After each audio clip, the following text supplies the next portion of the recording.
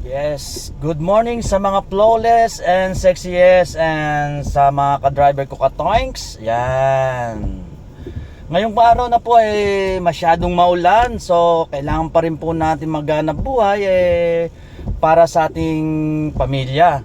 So ang kailangan lang po natin kailangan natin ng pag-iingat, alalay lang po sa pagdadrive dahil madulas po ang daan.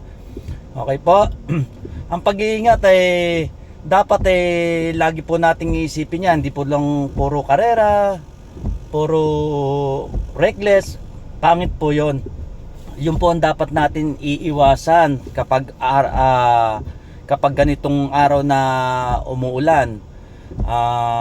Para sa mga ka-driver ko, samahan po natin ng konting dasal para sa ating kaligtasan dahil madulas po ang kalsada. Okay po? Paano? Tara, biyahe na tayo.